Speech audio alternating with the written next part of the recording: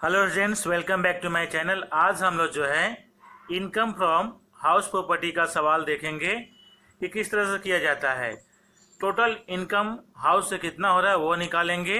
तो चलिए हम लोग डायरेक्ट जो है सम्स पे चलते हैं। तो हम लोग का आज का जो सम्स है, find out the income from let out house property from the following particulars. ये डिटेल्स दिया गया है। म्युनिसिपल वैल्यू आपका 1,20,000, fair rent 1,30,000, standard rent 1,10,000, actual rent per annum यानी पूरे साल भर में वो रिसीव किया है 1,26,000, unrealised rent previous year 2019 and 20 में जो है 10,000 है, और municipal tax paid by owner 10,000 और paid by tenant 2,000। Property remain vacant for 1 month. Property जो है 1 मंथ के लिए वैकेंट है। तो ये हम लोग का प्रॉब्लम है। इसी बेस पे हम लोग अब चलिए सम्स को बनाते हैं।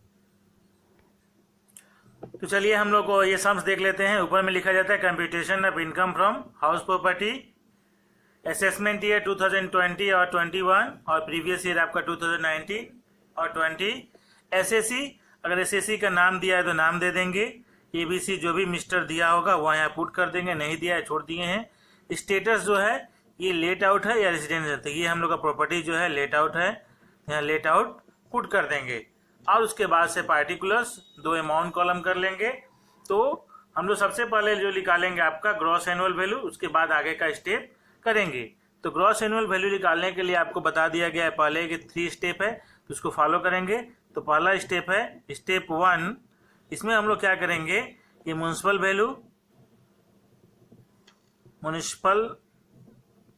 वैल्यू हमेशा ध्यान रखिएगा कि ये ग्रॉस लिया जाता है। अगर सम्स में कुछ नहीं दिया है तो ग्रॉस मानिएगा, नेट है तो फिर उसको ग्रॉस में कन्वर्ट करना पड़ता है। तो यहाँ डायरेक्ट म्युनिसिपल वैल्यू दिया है तो पुट कर देंगे 1,20,000 आउटर कॉलम में। और उसके बाद से और कंपेयर किसे करेंगे हम लोग, फेयर रेंट से। तो फेयर रेंट जो है हम लोग का दिया हुआ है 1,30,000।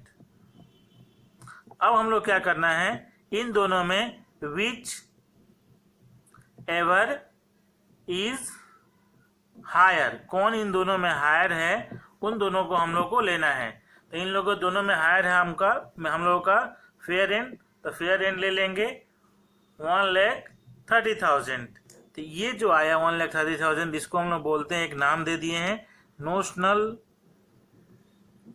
रेंट। ये हम लोग का निकला नोशनल रेंट। अब इसी नोशनल रेंट को कंपेयर करेंगे स्टेप 2 में। स्टेप 2 यहाँ पे हम लोग यहाँ क्लोज कर देंगे और फिर यहाँ लिखेंगे नोशनल रेंट जो है आपका 1,30,000। और हम लोग अब कंपेयर करेंगे स्टैंडर्ड रेंट से। अब इसमें कंपेयर क्या करेंगे, स्टैंडर्ड रेंट जो हम लोग का दिया हुआ था 1,10,000। अब इन दोनों में कंपेयर करेंगे विच एवर इज लोअर, कौन इन दोनों में छोटा है। तो हम लोग का आ जाएगा 1,10,000 जो है इन दोनों अमाउंट में सबसे छोटा है। ये हम लोग का आ गया। इसको एक नाम दिया गया है रीजनेबल एक्सपेक्टेड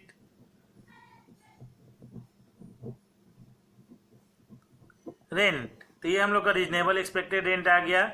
अब स्टेप 3 में हम लोग जाएंगे और वहां पे कंपेयर करेंगे रीजनेबल एक्सपेक्टेड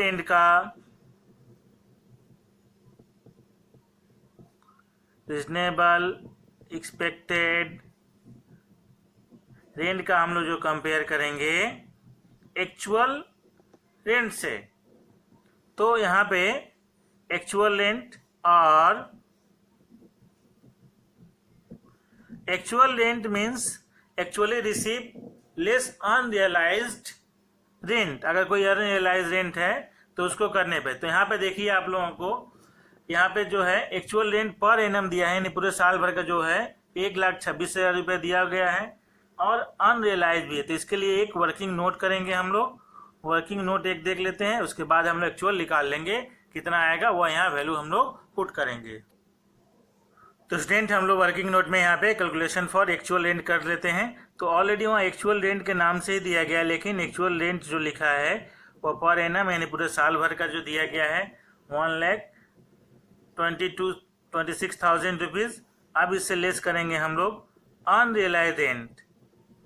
अनरियलाइज जो रियलाइज नहीं हुआ उस रेंट को हम इससे लेस करेंगे, तो एक्चुअल या नेट रेंट हम लोग को मिलेगा। तो वो जो है ₹10,000 था अनरियलाइज रेंट, उसको लेस किया गया। यहाँ पे आ गया हम लोग का 1,16,000। तो ये हुआ हम लोग का एक्चुअल, ये जो हुआ एक्चुअल रेंट। कभी कभी हम इसको नेट भी लिख देते हैं, इसलिए यहाँ लिखा गया। तो एक्चुअल रेंट हम लोग का 1,16,000, ये हम लोग पुट करेंगे वहाँ सम्स में। अब बच्चों इसमें हम लोग क्या करेंगे, एक्चुअल रेंट वर्किंग नोट से फाइंड आउट हो गया 1,16,000। अब इसमें भी हम लोग को कंपेयर करना है, इन दोनों में कंपेयर करना है हायर कौन है, higher whichever is higher कौन है।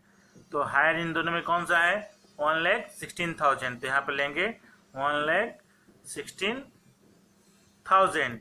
अब इसे हम लोग लेस करेंगे loss due to vacancy. Vacancy भी लिख सकते हैं, वैकेंट भी लिख सकते हैं। तो ये जो है हम लोग का कितना होगा, 1 मंथ का वैकेंसी था। तो देखिए वहां पे एनुअल जो है, एक्चुअल जो है रिसीव कर रहा है 1,26,000 रेंट, डिवाइड बाय अगर 12 करेंगे तो 1 मंथ का हम लोग को फाइंड आउट हो जाएगा, जो आएगा आपका 10,500। और इसको लेस करने पे हम लोग को आ जाएगा यहाँ पे 1,05,500 रुपीज। ये हम लोग का हुआ ग्रॉस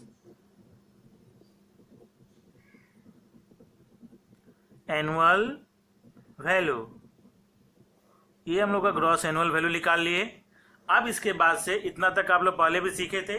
यहाँ निकालने के बाद अब हम लोग आगे का स्टेप बढ़ेंगे। तो यहाँ फिर लेस होता है आपका municipal tax. Municipal tax paid by honour, अगर ऑनर पेड करता है तभी लेस होगा। टेनेंट का पेड किया हुआ कोई अमाउंट यहाँ पे लेस नहीं होगा, क्योंकि हम लोग ये जो है इनकम टैक्स जो बना रहे हैं ये म्युनिसिपल जो ऑनर का बना रहे हैं, और म्युनिसिपल के द्वारा जो ऑनर अगर पे करेगा वही लेस होगा, पेड बाय ऑनर। ध्यान रखिएगा ये आता है। तो ऑनर जो है 10,000 पे किए हैं, तो ऑनर का ही यहाँ पे एक्चुअल लेस होगा। तो हम लोग का निकल जाएगा 95,500। ये आया हम लोग का नेट एनुअल वैल्यू। तो ये हम लोग का निकला net annual value. Net annual value निकालने के बाद हम लोग अब आगे का स्टेप करते हैं। उसमें हम लोग नेट एनुअल वैल्यू के बाद हम लोग लेस करते हैं डिडक्शन। लेस करते हैं deduction under section 24। Under section 24 में आपका 2 डिडक्शन आता है, अंडर सेक्शन 24A और B। तो यहाँ पे जो है केवल हम लोग का एक ही डिडक्शन है, standard deduction. Standard deduction under section 24A।